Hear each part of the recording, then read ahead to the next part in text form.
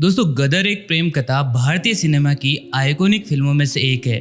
आज इस फिल्म को रिलीज हुए 20 साल से भी ज्यादा का समय होने जा रहा है। एक ऐसी प्रेम कहानी जिसने भारतीय सिनेमा में प्यार का एक नया अध्याय जोड़ा। फिल्म में मुख्य भूमिका में थे सनी देओल, अमीषा पटेल और अमरीश पुरी। फिल्म एक ट्रक ड्राइवर तारा सिंह की कहानी बताती है, जिसे एक मुस्लिम लड़की सकीना से प्यार हो जाता है। भारत पाकिस्तान बंटवारे और उसी दौरान हुए हिंदू मुस्लिम दंगे इस प्रेम कहानी के बीच में आ जाते हैं। तारा सिंह अपने प्यार के लिए लड़ता है, जिसकी कहानी भारत से लेकर पाकिस्तान तक फैली है। लेकिन क्या आपको पता है, इस फिल्म की कहानी बूटा सिंह नाम के एक व्यक्ति की असल कहानी से काफी हद तक प्रेरित है। दोस्तों, आज के इस वीडियो में बात करेंगे गदर एक प्रेम कथा के असली हीरो बूटा सिंह और उनकी अमर प्रेम कथा के बारे में।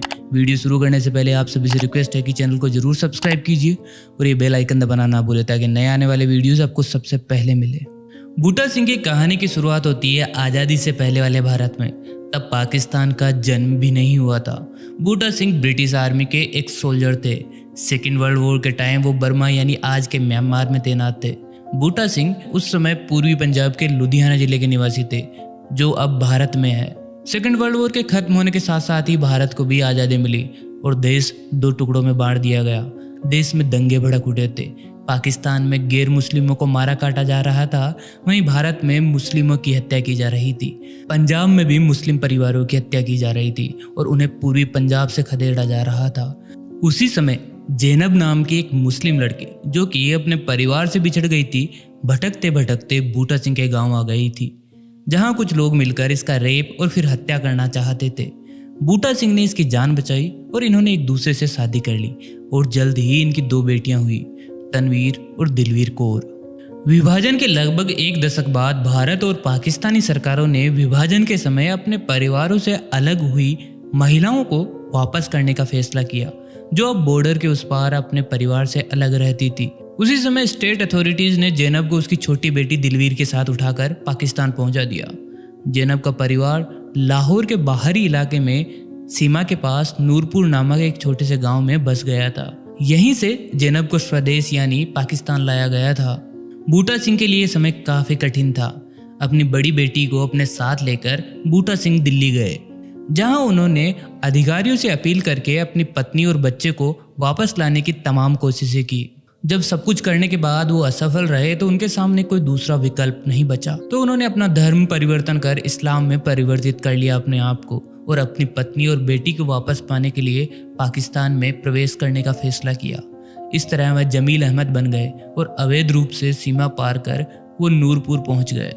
वहां पहुंचने के बाद बूटा सिंह ने जैनब से मिलने की तमाम कोशिशें की, जहां जैनब के परिवार वालों ने उन्हें पकड़ लिया और मारा पीटा, जिसके बाद राज्य सरकार को सौंप दिया।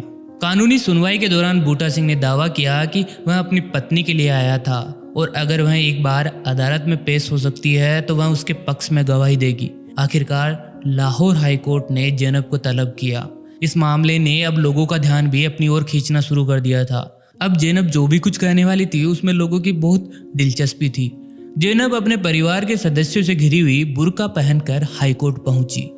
उसने अदालत में ना सिर्फ बूटा सिंह के पास वापस जाने से इनकार किया, बल्कि उसने अदालत से दरख्वास्त की कि उसकी छोटी बेटी, जो कि जैनब के साथ रह रही थी, उसे भी बूटा सिंह को सौंप दिया जाए।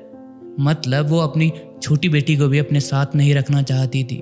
जैनब ने जिस तरह से गवाही दी, उस बात को लेकर कई अटकलें लगाई जा रही थी। उसमें जो सबसे पॉपुलर थ्योरी थी वो थी कि उसने जो कुछ भी कहा वो सिर्फ अपने परिवार वालों के दबाव में कहा। वहीं आज के जो प्रेमी लोग, जिन्होंने बाद में फिल्में बनाई और उनकी प्रेम कहानी के बारे में किताबें लिखी, उन्होंने भी यही दावा किया। इसके अलावा वो किसी और विकल्प की कल्पना भी नहीं कर सकते थे। जैनब की इस गवाही ने बूटा सिंह को अंदर तक झकझोर कर रख दिया था।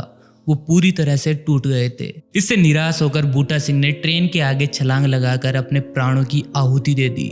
उनकी अंतिम इच्छा थी कि उन्हें उनकी प्रियतमा जैनब के गांव नूरपुर में दफनाया जाए, लेकिन ये सब भी पॉसिबल नहीं हो सका, क्योंकि ये सब जैनब के परिवार वालों के आत्मसम्मान के खिलाफ था। उन्होंने इसका विरोध किया और लड़ाई करने पर फिर से उतारू हो गए, जिसके बाद उन्हें मियां साहिब में दफनाया गया।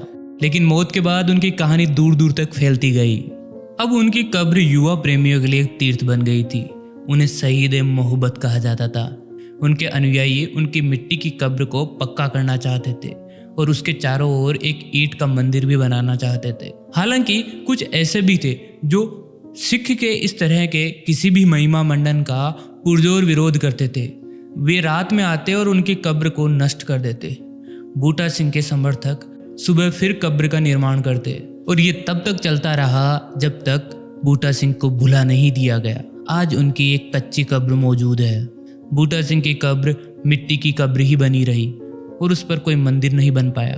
गदर के अलावा बूटा सिंह के जीवन की प्रेम कहानी को सीमा के दोनों ओर फिल्मों और किताबों में ढाला गया। एक पंजाबी फिल्म सईद मोहब्बत बूटा सिंह पूरी तरह से उन्हीं की कहानी पर आधारित फिल्म है। इसके अलावा 2007 में कनाडा की एक फिल्म पार्टीशन और उसके अलावा 2004 में बॉलीवुड की फिल्म वीर जारा भी उन्हीं से प्रेरित फिल्म है। दोस्तों, आप क्या कहेंगे बूटा सिंह की इस अमर प्रेम कहानी के बारे में?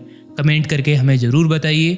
वीडियो कैसा लगा? अगर अच्छा लगा हो तो लाइक और शेयर करना ना भूलें। चैनल को जरूर सब्सक्राइब कीजिए। दोस्तों, जल्दी मिलेंगे नई वीडियो के साथ। तब तक के लिए नमस्कार।